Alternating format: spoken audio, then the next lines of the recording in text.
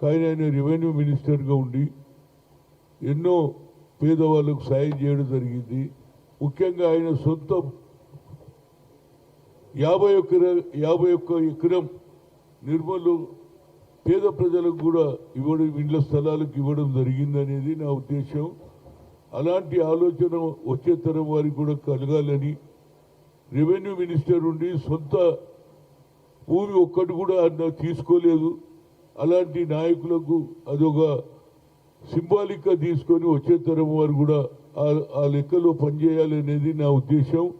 ఏదైనా ఒక మంచి వ్యక్తి కాంగ్రెస్ పార్టీ పవర్లో వచ్చిన తర్వాత ఆయన చనిపోవడం, ఇవాళ ఉన్నటువంటి 10 ఏళ్ల తర్వాత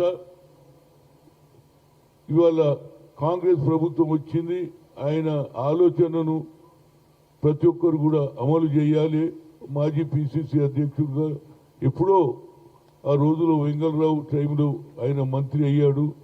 అది శ్రీరామ్ సాగర్ ఫౌండేషన్ కూడా పండిట్ జవహర్లాల్ నెహ్రూ ఎంబడి కూడా ఆయన ఉండడం జరిగింది. కాబట్టి ఆయనకు రెవెన్యూలో, ఇరిగేషన్లో కూడా బాగా ఎక్స్పర్ట్ ఉండనేది నా ఉద్దేశం. ఏదైనా ఆయన ప్రగాఢ సంతాపం తెలియజేస్తూ వారి కుటుంబ సభ్యులు ఆయుధ ఆరోగ్యాలు ఉండాలని కోరుతున్నా.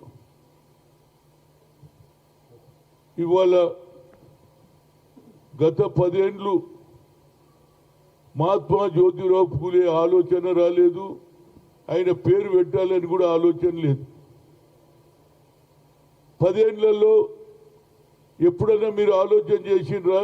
ఇవాళ కవిత గారు చెప్తుండ్రు తమాషా ప్రకారంగా రిజర్వేషన్ పెంచాలి, కులగణన జరగాలని అంటున్నారు. నాకు నవ్వాలనా ఏడుపాలనా అనిపిస్తుంది. ఏమిటి 10 ఏళ్ళు ఉన్నప్పుడు ప్రతిరోజు అసెంబ్లీ సమావేశాలకు వస్తున్నట్టు మీ నాయన కానీ మీ కుటుంబ సభ్యులు కానీ ఎప్పుడన్నా మహాత్మా జ్యోతిరావు పూలే గురించి ఆలోచన చేసిండ్రా అని నేను అడుగుతున్నా.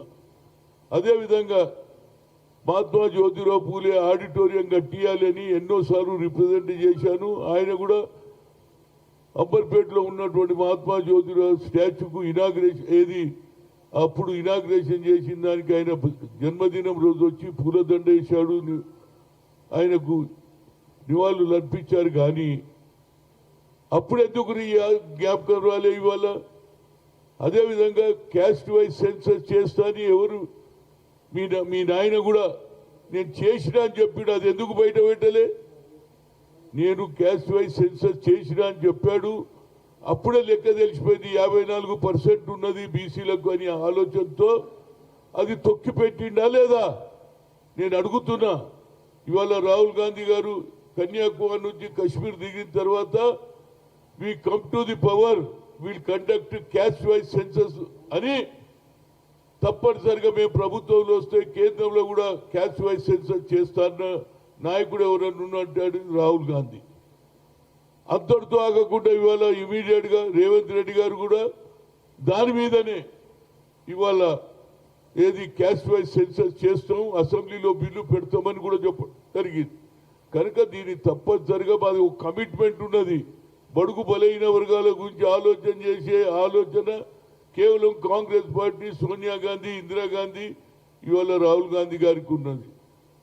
ఎందుకు చెప్తున్నా అంటే మీరు ఏది చెయ్యరు. ఇవాళ ఒకటి కొత్తగా మరి నిన్నటిదానిక ప్రగతి భవన్ పేరు మార్చిండా లేదా రేవంత్ రెడ్డి? మహాత్మా జ్యోతిరావు ప్రజాభవన్ చేసిండా లేదా? ఇవాళ వచ్చి కేవలం ఏదో మధ్యప్రదేశ్లో పోయి తమాషా ప్రకారం రిజర్వేషన్ అది కూడా చెప్పిండు రాహుల్ గాంధీ. జిత్నా ఇస్సేదారి ఉత్తి భాగీదారి అన్నాడు. ఆమె ఏమంటుంది? కాంగ్రెస్ పార్టీ ఎవడు మాట్లాడినా కాంగ్రెస్ బీసీలకు ఏం చేసింది అంటుంది.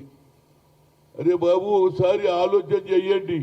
బీసీలకు పెద్దపీట వేసింది ఇందిరాగాంధీ యూపీఏ చైర్పర్సన్ గా.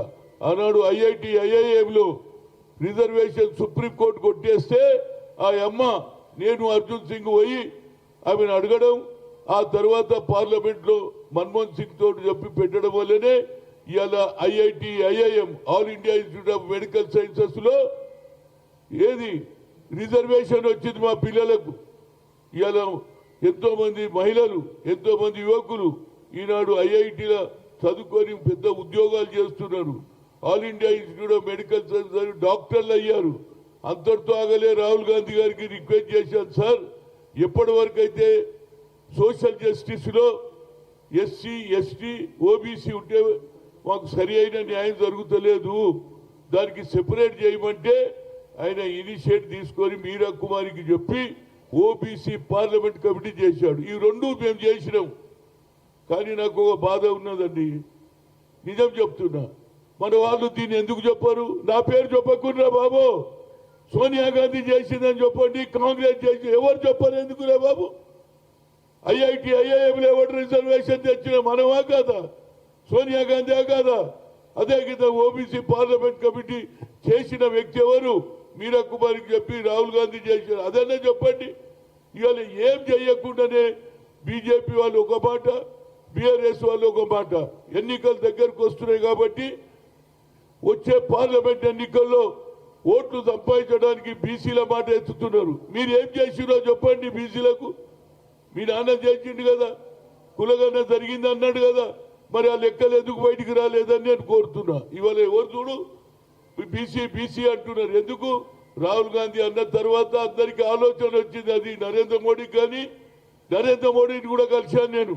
ఒక్కసారి కాదు 3 సార్లు కలిసా. మాకు ఓబీసీల గురించి కులగన జరగాలని చెప్పా, సెపరేట్ డిపార్ట్మెంట్ పెట్టాలని చెప్పి మంత్రి పెట్టమని చెప్పిన. ఇవన్నీ మీరు చెయ్యకుండా ఇవాళ ఎన్నికల ముందు పోయకుండా మధ్యప్రదేశ్లో పోయి కాంగ్రెస్ ఏం చేయలేదంటే ఎవరు నమ్ముతాడు? అంతేకాదు రాజీవ్ గాంధీ గారు 73, 74 అమెండ్మెంట్ తెచ్చి మహిళలకు కూడా రిజర్వేషన్ తెచ్చిన ఏకైక వ్యక్తి అది రాజీవ్ గాంధీ. ఎవరు చేసారు చెప్పండి? ఇవాళ లోకల్ బాడీలో జిల్లా పరిషత్లో కానీ అదేవిధంగా ఏది ఏది మేయర్షిప్లు కూడా చేయడం జరిగింది. ఇవన్నీ కూడా మేము చేసినాం. దీన్ని మనం తప్పనిసరిగా ప్రచారం చేయాలి. ఈ ప్రచారం చేస్తేనే జనానికి తెలుస్తుంది.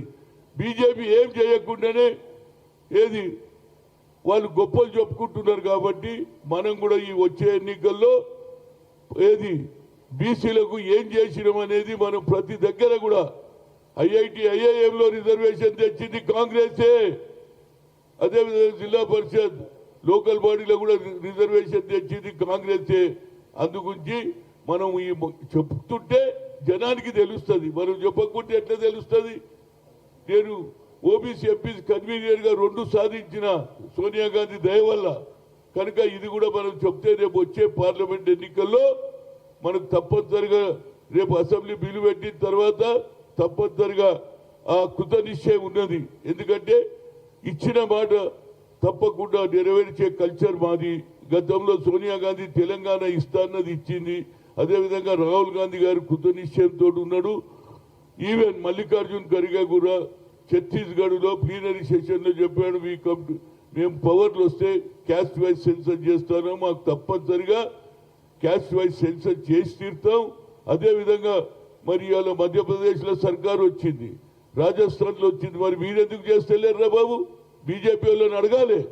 అందుగురించి ఇక్కడ రావడంతో తెలంగాణలో ఈ కార్యక్రమం చేస్తున్నాం. దీన్ని బాగా పబ్లిసిటీ చేయాలి, ప్రజలకు చెప్పాలి. కాంగ్రెస్ ఒక్కటే బడుగు బలైన వర్గాల గురించి ఆలోచన చేసే శక్తి అని చెప్పాలి అనేదే నా ఉద్దేశం. Thank you.